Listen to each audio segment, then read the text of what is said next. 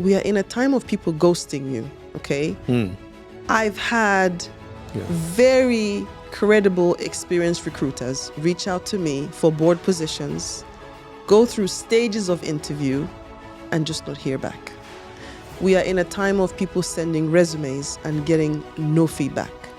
We are in a time of people going through selection processes and dead silence, ghosting. Okay, welcome everybody. This is the second podcast of See Me. Do you see me? Do I see you? Can you see me? See Me is an organization which is being developed to help ambitious women define what their goals are and to achieve their full potential. We also want to support them in their lifestyle management, and we also want to help them through mentoring, lived experience coaching, to make sure that they're their full selves, both emotionally, personally, and physically. In this podcast, we're going to be talking to my special guest, Michael Schulz, who I've worked with, and I'd love for you to hear more during this session, about the value of executive coaching and lived experience mentoring as it relates to what CME is offering, but generally, does it really help? What are the benefits? How should you go about getting the right coaching support? And how should you make sure that you're maximizing your relationship with your executive coach and mentor? So, Michael, thank you very much for joining me today. Hi, Eghosa. Pleasure to be here. Great. So you have a very interesting career. And in fact, I was just saying to you before the recording started that the reason why you are actually my first guest, because our first podcast was me introducing myself and talking about CME. So you're the first guest on the CME. It's an honor. Yeah, you are indeed. But the reason why you are is because, one, CME is about coaching and mentoring, and your career and your expertise will speak to that. But secondly, because we have worked together on an executive committee in a very large organization, global organization. And I came to realize, as the head of people and culture, that while you may not advertise it, you really are a champion for supporting talents to reach their full potential. And in fact, at that time, through your support, I was matched, and the CEO support, I was matched with an executive coach whose job was to help me be in the succession plan to be the next CEO or in the line of CEO of that company. But also, you do go out of your way to support female talent, to make sure that where there is ambition, support is provided for that ambition to yield results. So before we kick off, I do want to say thank you for the contributions you have made to my career journey. I'm excited to have you on the CME platform. But let's kick off with asking you to tell us first about you personally, so we get to know you as a human being. Thanks, Eghosa. Very humbling in terms of what you just said, and gives me also time for a lot of reflection. But let me tell you who I am. I'm actually a countryside boy. Grew up in the countryside to German parents, and my mother was actually quite influential in us children spreading the wings. And from that, both my sister and I, we became very international citizens living across countries, continents, different cities, etc., etc. I'm married to my wonderful wife, Antje, since 28 years. Which I think is quite an achievement in itself. We'll have another podcast about that. Another podcast about that. Our listeners may want to learn how to get to 28 years of marriage. And actually, in fact, we've known each other over 30, so quite amazing when I think about it. We have two wonderful twins, a twin boy and twin girl, who also have spread their wings, and they live in different countries from the parents. Amazing. In terms of professional, yes, please. I'm actually a lawyer by trade, as they say. Yeah. Started in a very small law firm, then ventured out into some larger law firms. Swiftly started to realize it wasn't necessarily my thing because I thought it was very narrow at times and very specialized. So moved into industry, and from there, and I think we'll come to that, was lucky enough that I had 2-3 very influential people in my career, particularly who I still call mentors. Wow. Who I can still revert to and they helped me spread my wings in business. And from there, we traveled through different companies, through different countries, very difficult ones, very pleasant ones, and still live today between different locations, and that's part of our makeup, I would say. Amazing. You've said two things which are in my line of discussion today, because this is a conversation. We want people to watch this, be engaged, and really take a lot of learnings as they spend their time with us on this podcast. The first one, which you said, is at the point at which you made that big career change. And I'm sure you've made many great career changes because you're extremely successful in what you do. There were three fundamental people that you remember till this day who were instrumental and pivotal. We'll come to that, because all of us in our careers will go back to that person who invested in us, believed in us, and provided the resources to support us. That's the definition of coaching. It's the definition of mentoring, effectively, right? And I know that there are these very intellectual terms that define the difference between coaching and mentoring, but we'll use them slightly loosely here. The second point you mentioned was how many countries and cities that you've lived through. And I'll touch on it later, but the reason why I'm picking it out is because that makes you a true global human. Before a global professional, you effectively are able to identify talent in any language, in any industry, in any culture, as a result of your experience. And that's one of the things I've loved about getting to know you, working with you, and even working with you closely as I build my energy commodity company, Lisena. So before we dive into all the questions I have, you mentioned there that your mother groomed you and your sister to spread your wings. In my introduction, I said that you are a great supporter of female talent. Where did this come from, do you think? It's a very interesting question. I mean, the way we grew up, I think, has been instrumental in that. You know, we had a strong personality mother, and we always learned from the very start that there wasn't a good or a bad or a better or a worse in terms of man or woman. Right? For us, as we grew up, it was always the person. It was the human. Right. The gender didn't matter. Yes. And from that perspective, I think that is something which we were, as we say in the Germanic language, it was in the cradle, kind of. And I think from there, it kind of developed, as you say, also this cross-cultural understanding. But make no mistake, I had difficult and tough times in different cultures. Right. And you know, this one pivotal moment I will never forget. We had just moved from Paris, beautiful place, to Cairo, Egypt. Wow. Another beautiful place, but tough place. Of course. And I remember vividly, as we moved, I kept seeing others' cultures through my eyes.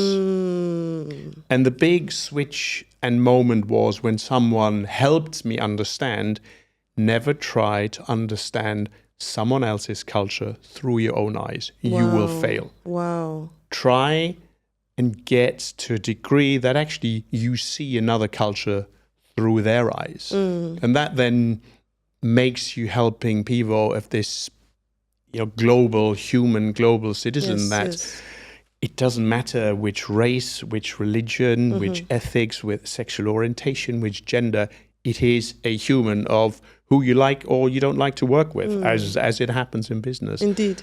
Indeed.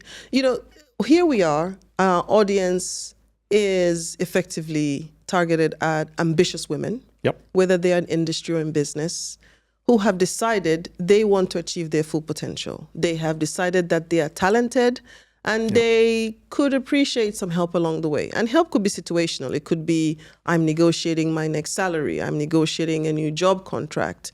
I am negotiating, you know, how to get transferred from one location or how to leave one part of the business portfolio to another part of the business portfolio. But it could also be conditional. I want to move from mid-level management to senior level management. I want to move from senior level management to C-suite. And so this will span a period of time till I achieve a specific target and goal. You mentioned moving from Paris to Cairo. I had one role where I left the entire Western world behind, and I was transferred to run Asia Pacific, including the Middle East. And I was given a culture coach. Now, I just finished my MBA, right? And I remember thinking, okay, I'm an executive now. I run some pretty big P&Ls. I was approaching about $1 billion P&L at this point. And I'm being told, your entire success in Asia Pacific will not be based on your ability to read financial statements or generate sales contracts or convince customers to give you commercial agreements. It'll be based on your ability to lead people and inspire people to follow you because you are coming from a very different culture. Now, this is a live experience which our listeners need to take away. This concept of situational mentoring. Now, someone advised me that I needed situational mentoring and paired me with someone. You moved from Paris to Cairo. Yeah. You had tough experiences and you learned from the experiences. Luckily, I'm hoping that it didn't burn you or rule you out of the running. Because sometimes we have had unfortunate stories where people get ruled out because they don't prepare, okay? But ultimately, how do we help some of our listeners or our semi target audience know when to ask for that mentoring? And this is the entire conversation around when do you seek mentoring support, either peer mentoring or coaching, or when do you accept it when offered, or when do you hopefully, through painful experiences, learn enough without burning yourself and being ruled out of the entire running. So maybe let's just talk a little bit about this idea of situational coaching and mentoring. Let me go back to what I mentioned in terms of these very influential people in my life. And at some stage I reflected, how did this happen? Did I ask for someone to support me, or did it happen? Did someone spot me? And I think it's a little bit of a mix. Okay. The one person who was so instrumental, he had the ability of seeing people in a very different light. Right. So I defined myself as a lawyer. I was an in-house legal counsel, but I worked on a project. Okay. And on that project, it was multidisciplinary. He led the project. And at some stage, he came to me and said, I've seen you in action. Okay. Right. And I'm realizing that you actually have very different talents to what you do. Would you like to expand your horizon in your talents? Right. Wow. So a couple of lessons from this. On the one side, push yourself always outside of the boundary of your current job, of your role. Okay. When you see opportunity, volunteer. Okay. Say, I would really like to work on that project. Can I get involved? Here's the contribution I make. So there's a little bit of an active piece. That you have to make yourself visible if you do want that next promotion, if you do want that next stepping up, etc. But sometimes in life, it really also is about timing. And I was super lucky in terms of having this person who saw different things in me. And then there's a third out. So you have to push it yourself. Okay. There's a little bit of timing, finding that person. And then thirdly, the organization, right? Right. How does the organization then say, after maybe there is a dialogue going on that I would love to do something different, how does the organization then support that situationally? Is it prepared to invest in coaching? And I'll come to that in terms of my philosophy in a moment. And why does it situationally agree that using that professional and actually making that professional very successful takes a particular intervention, such as in your case, saying, you need to understand the culture in which you work to be able to inspire people, provide followers, etc., which is different in different cultures, etc., etc. So push yourself. Volunteer, step outside, have a little bit of luck in timing. Timing is always there. Absolutely, yes. And then if your organization doesn't have the, I would say the instinct of saying, here's the person that needs support, push it with your line manager, with the people function, etc., to say, I think in this particular situation, it's new for me. Be humble and say, I have to learn and I need support. Then you can figure out what it is. Is it a mentoring relationship of someone outside the industry? Is it a professional coaching? Is it peer coaching? Which, by the way, Yes. I think is an absolute amazing game changer. Yes. Peer coaching. So those are probably the 3 touch points which Yes. are extremely important. Interesting. You know, I think I love what you're sharing about, you know, your key takeaways, because somewhere around the 7th year in my career, I came about the 3 Fs, the amount of face time that people experience with you, and how focused you are when you finally speak to them. This concept of FaceTime requires some level of networking. You have to keep showing up. Yeah. But you also have to keep telling people what you want, asking for help.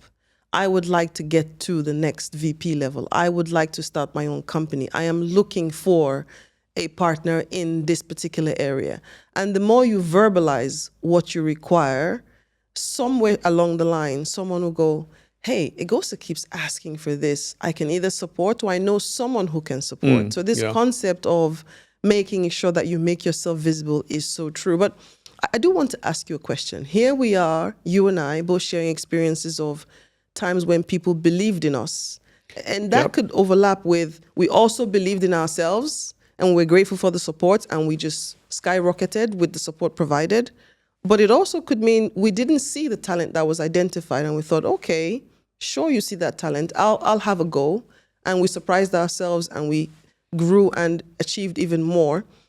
But let's talk about one thing. Mm-hmm. What happens when you come across people in your career who are detractors? Maybe they may be well-intentioned or not well-intentioned, and they effectively leave a not so great dent in your confidence level, your psyche, for whatever the reasons are. Okay, we don't need to explore the reasons. We know that there are many. But someone says, you know, I don't think you're going to be the next great executive, or I don't think you'll get to this role. Because it's too easy to make it sound like we keep working, or we try to set up our companies, we try to grow our companies, and along the line, there'll always be people through lock and positioning who will say, great, I believe in you, I want to provide you these resources. Or that you go seek them yourself and pay for them, or like in Simi's case, people join the platform because they have identified that they want this support and they do want to be achieving their full potential. Can you talk a little bit about this other scenario, and has it happened to you? The distractors? Absolutely. Absolutely. And yeah, I have still a vivid example. I carried around with me until today as something to really tap into when I need to, and very specific. I was based in the UK. Mm-hmm. We had a kind of a business review meeting in Paris. It was my boss, the CEO, and me going to see his boss and my functional boss. So it was a 4-way conversation, pretty much around a new organization model and the talent and the C-level that should be sort of there. So we prepared for the meeting. I mainly prepared for the meeting. We go, we present. 3 minutes into the conversation, my boss's boss gets up, says to my boss, can I talk to you outside? Takes him outside. That was the end of the presentation and the conversation. Wow. So, you know, I was absolutely distraught. Yes. Because we had prepared together, I had prepared together, et cetera. And in the end, to cut a long story short, it turned out that he found it utterly theoretic. It wasn't practical enough. It didn't come to the point straight away. And there was a cultural component in there because he came from a particular cultural background. We built it up in a different way. Yes. So the reason why I'm mentioning it, it really knocked me down. Yes. So he was a big distractor. I thought, well, in that sense, career kind of over plateaued, etc. So what could I have done? I could have said, look, I'm just going to bury myself in a dark hole. Yes. I'll go away. But actually, I then tried to convert this into, well, let's reach out to him. Okay. Ask him directly for feedback, not via my boss. Face it, confront it, learn from it.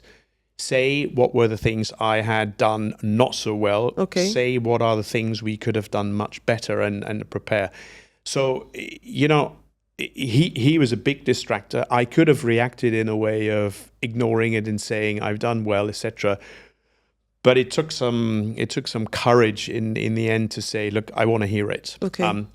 So a big takeaway, when these situations happen, and they will happen, there will be people you don't like to work with. Yes. You think they're energy zappers.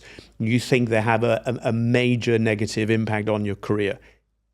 Do what is completely counterintuitive. Reach out. Okay. You will get hurt because it will hurt, but it will make you so much better in your career if you try and turn that around. And by the way, Eghosa, when we worked together Yes. during that time, we had quite a few people who knocked us. We did. Right? Yes. And look, we're not going to talk about names here, but there was an organization that was excruciatingly tough, right? So we had a lot of knocks and we needed to build ourselves up from that knocks. And there was one guy where I tried to do that with, and sometimes even that doesn't work. They knock you down, right? This is true. But again, takeaway or the nugget from this is do the counterintuitive. When you feel there's an energy zapper and a distractor, try and least get the best out of that person that will help you in avoiding what seemingly you didn't do so overly well. Yeah. You know, that happened to me. No, thank you for sharing that, because I if I look back and I'm thinking through my own career experience, somewhere after my 10th year in my career, I'd made quite a big move. I'd gone to do my MBA. I was given a big P&L to run in the US, in the Gulf of Mexico. And, you know, you can have these situations where truly through that person's lens, they just don't see you as talented. Yep. And that's fine. Yep. How do you internalize that? Now, there are two things. You could take that person's feedback, direct or indirect, as truth, or you could seek external resources to validate you. And I remember that being the first time. I didn't go to HR or someone in my organization. I reached out to my network. I joined other professional organizations. I got myself assessed, with some really good tools, some which were free. Found organizations like See Me, where other very successful and experienced industry people were offering free coaching. In some cases, I asked to be introduced to people. In some cases, I cold called. And I was reinforced by the entire structure I put around myself. Yeah. And I reminded myself that while there may have been learnings from this experience with that individual who gave me very different feedback to how I felt, there were also potentially adjustments that I could have made or things I could have done differently. And in some cases, there's no adjustment to be made. It's just that person. So let's accept that, right? Absolutely. It's just that person. It's just that situation. Happens. But there are cases where, upon reflection, you could take something away from it in terms of, as you said, this person came from a different culture, how to present to that person. But I do want to talk about something. I'm very tempted because it's... Can I just make one comment? Yes, please, go ahead. Of course, I kind of said that the takeaway is you do the opposite of the counterintuitive. In my own case, there's a whole raft of ecosystem of things that did happen. So my divisional sort of HR person, I said, look, what can we do? He hooked me up with a person outside of the industry to say, if you encounter these situations again, how do you read? How do you anticipate?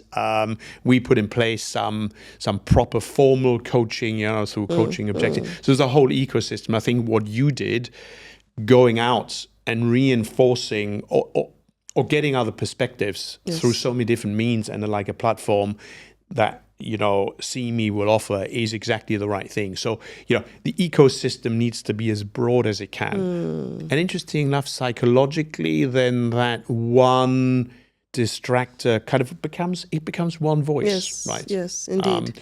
I want to say something because See Me is going to span a couple of generations here, okay? We're talking about candidates who are either in the C-suite or ready to get into the C-suite, candidates who are ready to go for board positions, and we'll come to that. You are successfully sitting on boards of companies, how to interview and, make sure you are selected, and how to be an effective board member. But we'll also be dealing with mid-level managers, and then we'll be dealing with much younger talent. As you were talking about seeking feedback, we are in a time of people ghosting you, okay? I've had very credible, experienced recruiters reach out to me for board positions, go through stages of interview, and just not hear back. We are in a time of people sending resumes and getting no feedback. We are in a time of people going through selection processes and dead silence, ghosting. Or not even getting a response Not to even getting a countless response. applications, Yes, right? absolutely. So this concept that you present to someone and you go back and get feedback is fading away. So maybe inside a structured organization, it may be true, but people are freelancing. Yeah. We are talking about CME, which is a platform for those inside structured companies, but those who are effectively running their own business or working in an entrepreneurial setting. So it's not really true anymore that you get this constructive feedback. And I think this is where CME itself becomes very important.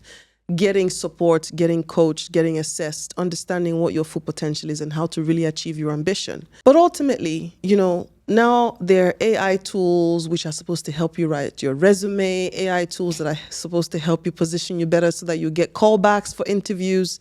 But we still run into the human element. Mm-hmm. And the human element of the avoidant culture of actually telling people why I didn't select you, and here's what I really thought about you. And that's why this concept of trusted coaching circles, very important. Mm-hmm. Going through structured coaching content, which CME will also offer. Going through structured coaching programs that get you from step 1 to step 2, whether on soft skills or technical skills aspect.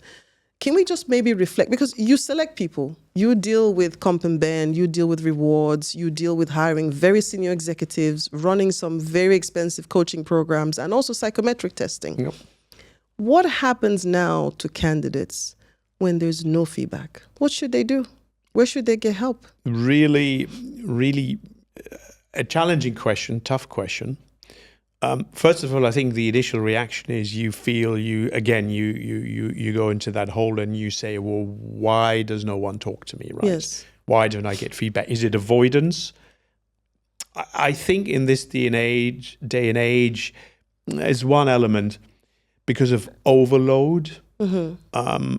People just don't take the time to give the not so successful, or let me say, in the case you're not successful for an application in a role, they just don't want to spend the time, right? It's overload, too much work, etc. And I think also there is a human element of saying, I really don't want to give that negative So feedback. We shouldn't take it personally, is what you're saying? I think, first of all, not taking it too personal. I think there's a bit of an institutional issue around too much overload. And then I also think that the human element, sadly, I think doesn't hold that strong anymore. But your question is, how otherwise do you get feedback, right? And this is where your peer network, coaching arrangements, mentoring arrangements will hugely help, because you can say, look, here's what I applied for, potentially didn't go that far, did one stage but not to the next stage. Yes. What do you think I'm missing today? Right. Both in terms of technical experience, leadership skills. Do you think there is a cultural fit for me? Because very often, I think recruiters look initially at, the cultural fit. Yeah, you can do all the AI stuff in terms of matching profiles. There's even now algorithms that run during an interview process, prompted by a series of criteria that will then say after the interview that candidate delivered against those. Wow. With an outcome to say this is a 60%, a 70%, an 80% fit. Gosh. Candidates are being advised of that. Actually, we're recording this conversation, and you say, yeah, fine, record the conversation. But what happens is algorithms run in the background that will help and support the person conducting the interview with very, very structured feedback against algorithms. So that happens. But one more time, I think the means of dealing with that is reach out to people initially in your network. Say, this has been the situation. Can you give me some insights? And if you don't, can you help me with platforms like CME to say, are there people available who want to give, who are very good in feedback and who see feedback as a constructive means of unleashing my potential, right? Yes, indeed. So, Absolutely. You know, in CME, we talk about whole self-mentoring, okay? And whole self-mentoring for us is, we're not just trying to get you the next job, the next big paycheck. We want to make sure that you're well mentally, physically, emotionally. We also want to make sure that your lifestyle and how you balance that with your pursuits, your professional pursuits. And professional pursuits are, whether in business or industry, as we continue to say, that this is all taken somehow into balance. Now, here we are talking about the human element being further reduced, and people are stretched for capacity, and feedback may not be given because that capacity doesn't exist. And so they focus on the more successful candidates. And so you do want to reach out to other people who have the capacity, but also have the experience. Now, before we come to whole self-mentoring, just help me understand one thing, Michael. How have you dealt with the concept in your career? Because you've obviously transitioned successfully through a lot of companies, and you know, you're a seasoned executive yourself, on this concept of an industry and business that did not embrace mental health and well-being. And then we come into COVID, it becomes this big topic. And then, you know, previous to that, EHEs, emotional health services, were set up by companies to deal with that. Where are we going? And what value do you think that adds to someone that says, I can be the next Steve Jobs, I can be the next great founder of a company, or I could be the next great executive of a listed company? How are we supporting people through this? Well, at a very personal level, I'm a very agile, energetic individual that needs movement, right? I need to burn the calories I take in, right? So it's a natural thing. Sure. And what it told me in my career is that if one of the elements, emotional, physical, mental, was out of sync, I was not able to perform. Okay. And just simply that realization of, you have to find a balance. You can do things yourself. Sure. I'll come to that in a second. Then there's an organization aspect.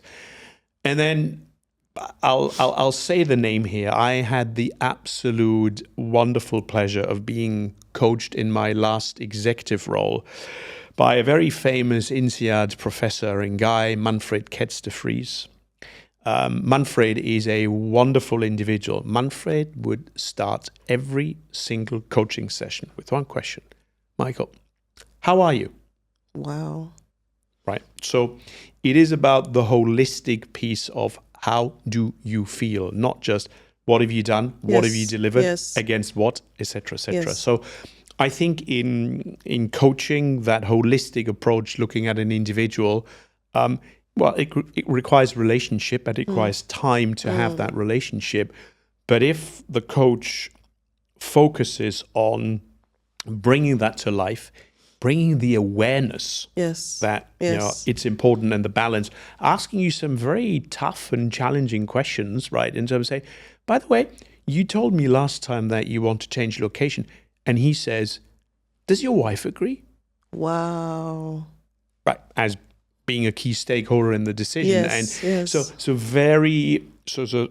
questions at the mental, emotional level that really make you reflect. So I think that's one. In terms of, that's the coaching element. In terms of organizations, I still believe that many organizations, and particularly in the region where we are sitting at the moment, are behind in terms of looking at well-being as one of the biggest engagement drivers, and engagement drivers being one of the biggest drivers of employee experience, and employee experience being the biggest driver equal customer experience.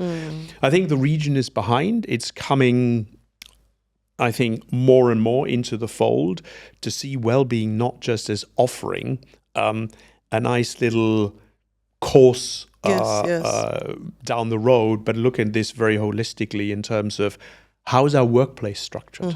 Is my workplace, does it inspire me? Or do I come into a dark room? Workplace is one, extremely important. Then mindset of line managers in the way they manage me.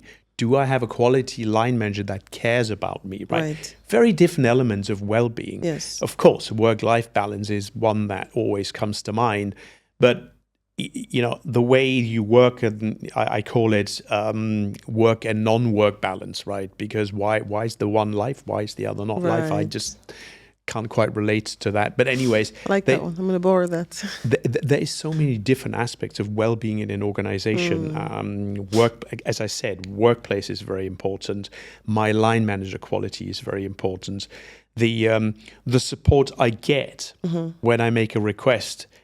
Can I live my own purpose in this organization? Interesting. Do I have meaning in this organization, right? Good one. I think it's one of the biggest finds of well-being, or in terms of engagement, that purpose has become so strong post-COVID specifically. Yes. And not just can I identify myself with that and can I align with the company purpose, can I live my own purpose in this organization? So well-being has become much, much broader than sort of offering the gym course or whatever. Yeah. But I think fundamentally to an organization health, and McKinsey has the big OHI, Organization Health Index, which is meant in personal health, it's meant in organization health, but it plays a bigger and a bigger role, right through to me as a coach helping coachees, holistic looking at mind, body, soul, becomes, I think, absolutely. A critical element. I'm hearing you say one thing. I'm hearing you say that effective coaches, mentors are people who are concerned about your whole self. Yep. I had the executive coach. I've had several coaches pegged to me throughout my life, through my MBA program, some selected for me.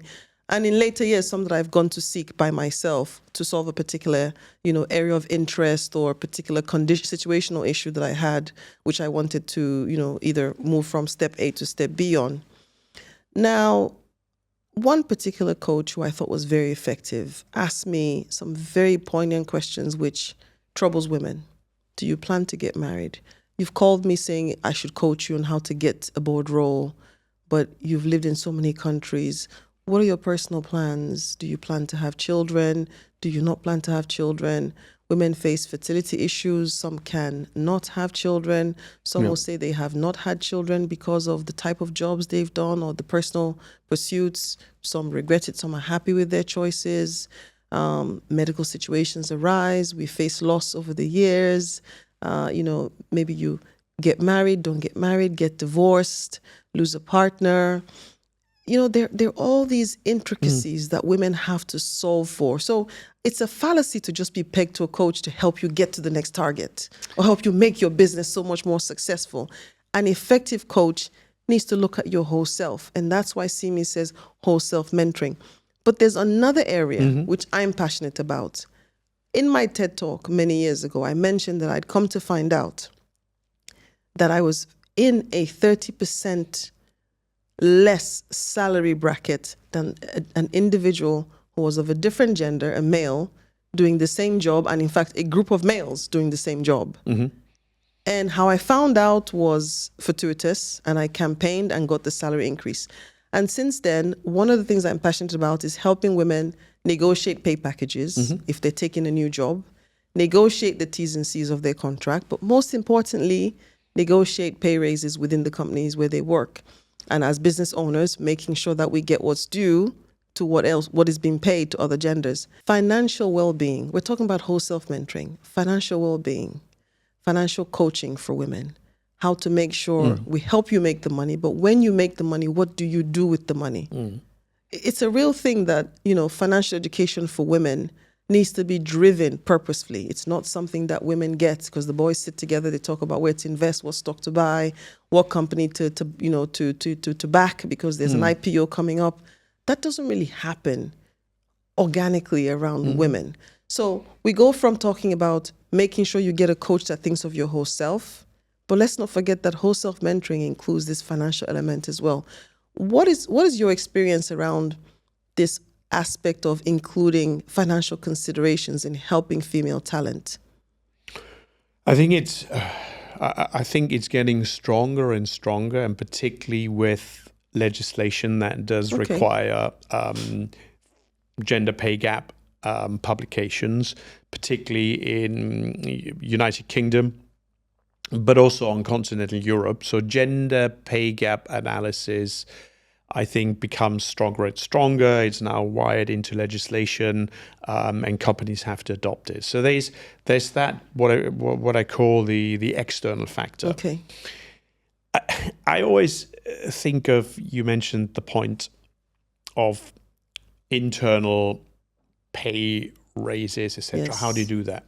I think companies who think of managing pay in a way that you look at a role and the market kind of determines what that role is worth. Yes. Of course, the market is made up of men and women in those roles. But if you're very agnostic to the gender, you will apply, say, a pay range and look at, is this person, this human being, positioned against that pay scale below the median, above the median, around the median, etc., etc. And if you have a policy in the company to say, I want to pay my people more than just standard term medium, yes, then you will, as good people managers, as good people leaders, you would do that independently of the gender. Okay. Right? So if pay time comes up and you look at data with no indication of name and gender, and you say, this person is below the median of the pay range, we have to make sure that at least in 2 steps, we'll get the person to that. If that means 25% of increase over 2 years, it doesn't matter. So if companies de-genderize these reviews without name initially, etc., I think there's a very, very good chance that you'll move through gender parity much more swiftly, and you let the market decide what that actually is. And then interesting. And then the last point, I haven't actually seen it a lot, specific support for, let's say, financial counseling or financial skills in organizations. I do come from an organization that actually has products that promotes female entrepreneurship and therefore female access to the financial market. Yes. In a country where the banking rate is probably, in Pakistan, below 30, below 40%, right? Mm-hmm. So we actually, as a company, have offered products that help that in a society where there's a huge disparity. But in terms of internal, looking at your own colleagues, at your own people, at your own staff, I think it's something that needs to be promoted. Sure. I think it's something that could, CME could also help with, making it more visible as a need. But I haven't seen it as a prominent element. Interesting. But again, one takeaway: if you're in that position as a woman, and it comes to pay review, ask those who conduct the pay reviews, how do you do it? Right. Tell me whether the market decides. Tell me whether name decides. Yes. Tell me whether gender decides. Yes. Right. I love what you said. De-genderize. I don't think I've come across that. Yeah. Anyone who's done an MBA would have come across business cases where they take out the he, she, or they split the class in 2, and half of the class gets the business case with he, and half gets the business case with she. And there are always these biases that come to life. Yep. She's difficult, or, she's pushy, she's bossy, but the guy is seen as assertive and effectively doing his job. And anyone who's done an MBA will tell you that they've been brought through these programs because you do the MBA to become a leader. And as a leader, you need to understand that when gender is taken into account, unconscious biases can show up. I think I've shared with you that there's a business case which I wrote out of my alma mater, which I teach every year, and I've been teaching for about 12, 13 years. And in fact, Professor Oriaikhi is releasing a book and writing a chapter on this business case. We wrote the business case in such a way that we didn't list my gender. Mm-hmm. And every year when I teach the class, I sit in this booth where they cannot see me and they don't know I'm there. And so I come out at the end to answer questions which they will have. But Professor gets to this part of the business case where he says, what do you think about this individual? Amazing. And it's interesting to hear the part of the class that think I'm male and the feedback and how critical the feedback is for the part of the class that think I'm female. It's unbelievable, the differences. No one ever says it doesn't matter if it's male or female. My thoughts on the business case remain the same. And so unconscious bias, unfortunately, remains. We may not solve it, but we're helping people understand little nuggets and things that they can do to ensure that they don't find themselves in very big pay gaps or unconscious biases that are ruling them out from achieving their full potential. If we just rely on individuals driving to the very point, gender parity in pay, it's not enough. It needs to be institutionalized. Yes. And hence my approach, degenderizing pay reviews. I love that. But it has to be both. It has to be inspirational leaders that set the standards, set the tone, but without an institutionalized process or framework or system, unfortunately, it won't work. So I think it needs to happen at both ends. Interesting. I don't know whether you knew or read. I think. And I might get the data a little bit wrong, but it's the message. Women in Germany worked for free against their male colleagues until, I think, the end of March. Wow. Right.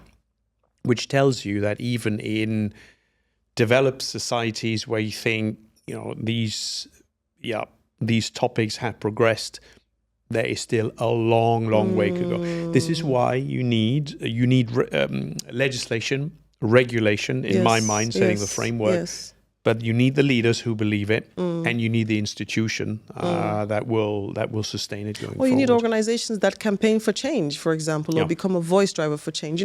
There's a meme which I see all the time on social media about stay-at-home moms. If you calculate the number of hours that they work and they were in a paid job, it comes to somewhere just under $200,000 a year.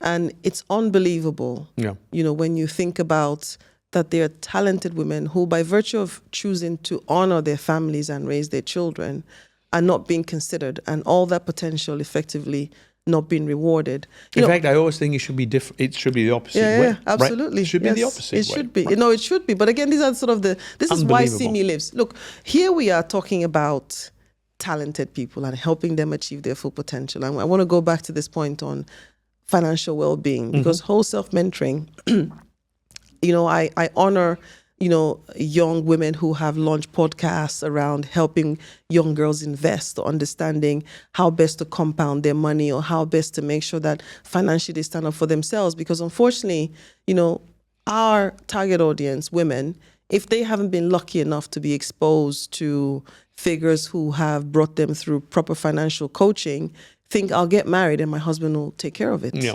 I'll get married and my husband will figure out where we invest and, how we grow our income, or, how we effectively participate either in the stock market or in the property market or in any other vehicle where you want to invest your money. So whole self-mentoring for See Me is very focused on not only just the emotional, social, well-being, mental, but the financial coaching aspect as well for us to be very key. Look, as we start to wrap up, I want to make sure people have key things that they leave this session with. We've talked about a lot. I mean, your experience is very vast, so we could probably keep going and we'll have you come back to another session.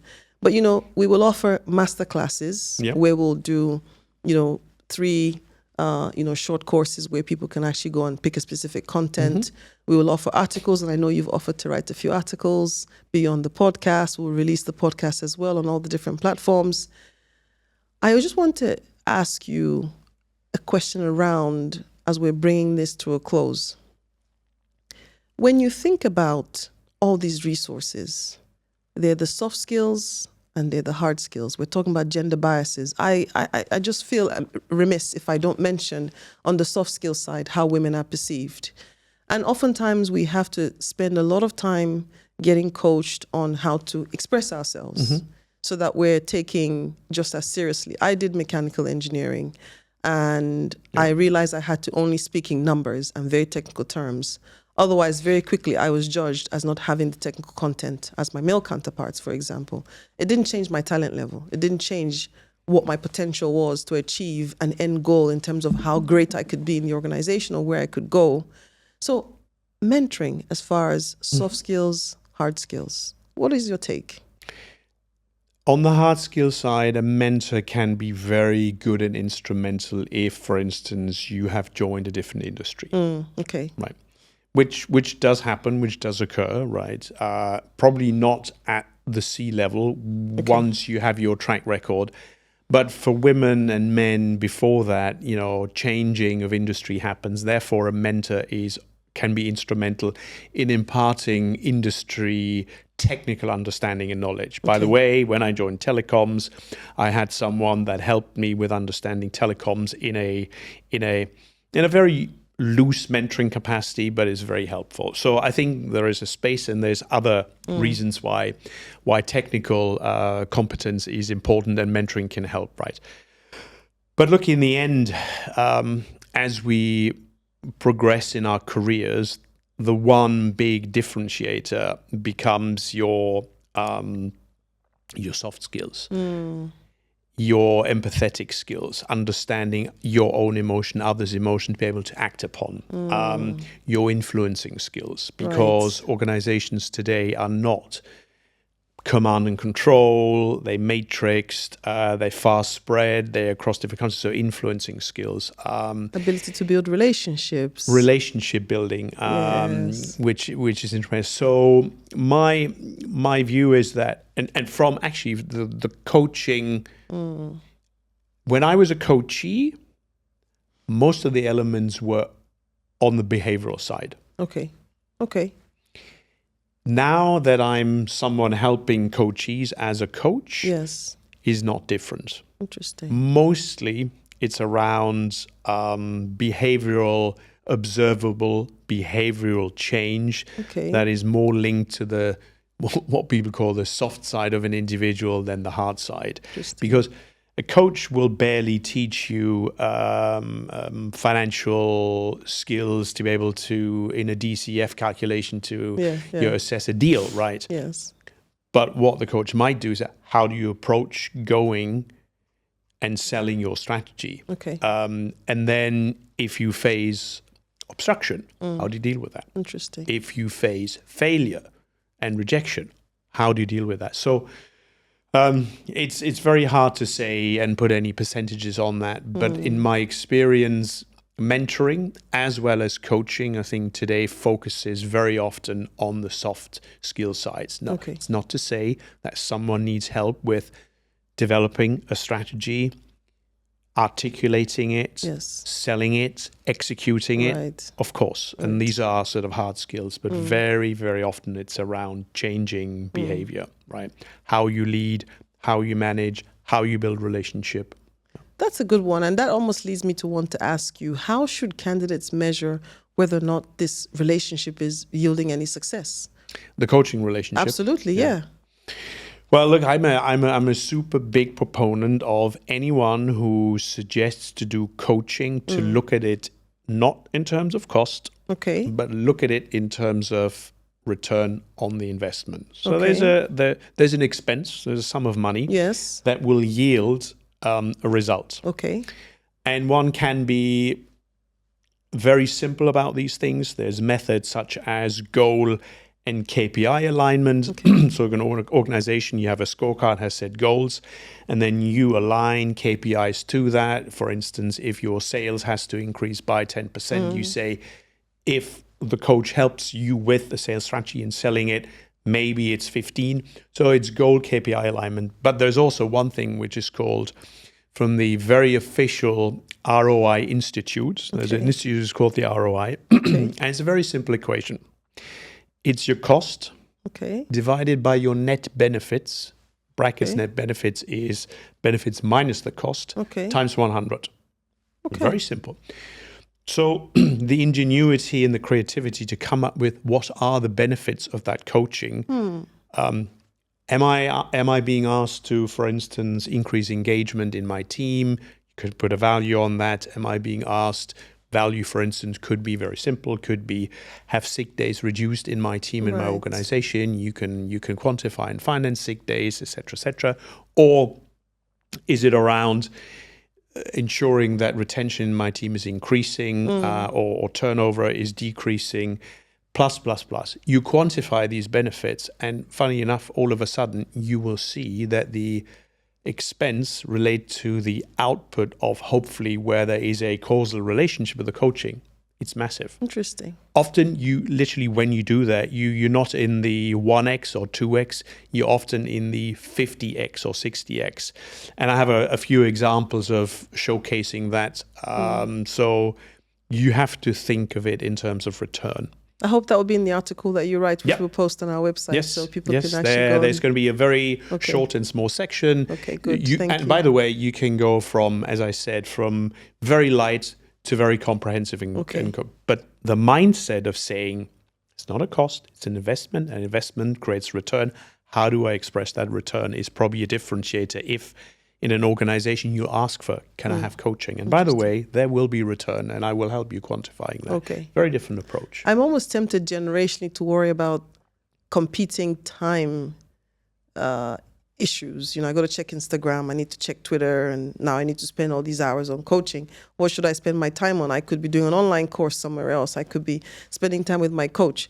Again, let's make sure that's in your article, because I think in this generation, there's so many things that compete for people's time. Yep. And people don't think so laterally about how much money am I going to pay versus the benefit I'm going to get out of it. Sometimes it just comes down to very simply, my time is being competed for. What should I spend my time on? And that decision needs to be made even before you think about the semantics on, the financial investment. I want to ask you one question, Michael. Yes. What is the difference between coaching and mentoring? Say again? What is the difference between coaching and mentoring? Coaching is much more performance orientated in your job against certain targets. Right. Whilst mentoring is really much more long-term, it's much more, it's even more relationship-based, and it usually is career-based. Yes. Right. Now, of course, career does have performance elements, and it's not excluded. And in my mind, often it's a little bit blurred. You move from one to the other, but one of the big differentiators is coaching is usually a time-bound, usually medium to short-term relationship in a coach and a coachee that looks at improving certain skills that enhances organization performance through that person. The mentoring is really I always call it a source of inspiration, a source of guidance, much less breathing down your neck to get something done, right? It's more, have you seen this in you, your talents? Is there another angle? How's your career going? And often, I think mentors, the assignment of a mentor often is also that the mentor tends to be more senior to the mentee, i.e. in terms of senior, I mean seniority and experience, and can impart that knowledge. At the coach level, I can coach peers, I can coach a CEO, and you say it's level playing field, but with a mentorship, usually you have that wisdom that often a mentor imparts. So those, and there's other differences. And by the way, mentorship usually is running through a much longer time. Remember what I said at the beginning of the conversation. Absolutely. This guy, Keith, for me, goes back to 2025, yes. 2005, yes. 2006. Yes. Wow. And it occurs, right? So mentors, you should always look upon, it's not a transactional piece, I need to get something. Yes. It's a very long-term relationship part. Yeah. I'm so happy you explained that, because CME does differentiate and does provide both. And we hope that people understand how to take advantage of both. Michael, with your long experience and all the achievements that you've made, do you have any predictions in terms of how women should continue to navigate this concept of achieving their full potential and realizing their full ambition? I think I often see one thing in women I work with, I support, I mentor, and I coach, and I've done so in operating roles and then as a coach, which is this element of thinking that I'm not level. Wow. I need to do something even better to compensate. You said, in mechanical engineering, I had to be. If that mindset shift will happen through education, through parenting, through learning in general, and if that shift goes away to say, you start from a level playing field, yes, and society believes that, then women don't always have to believe they have to catch up. Interesting. This is what I've tried with the last two very, very talented women to say. Don't think you have to do extra. Okay. You're already there. Okay. Right? So it's a confidence piece, and society needs to help build confidence from the very start, from when you're that little to when you grow up. So it's at very different junctions of your life, but in reality, if women can start at level playing field in their confidence level, I think it will make a huge difference. Absolutely. Well, thank you very much, Michael. Thank you very much for joining our podcast today. We hope you've taken a lot of nuggets. Don't forget to check out all the resources which we mentioned, the articles, our masterclass sessions, and certainly the podcast and all the different shorts and snippets which will come out of the podcast. It's been a pleasure having you, and we look forward to having you on the next session, where we'll have another interesting discussion around helping women achieve their full potential and realizing their ambitions. Thank you, Michael. Thanks, Eghosa. It's been an absolute pleasure. We could have continued for another couple of hours. Thank you. We'll see you back again. Thanks for having me. Thank you.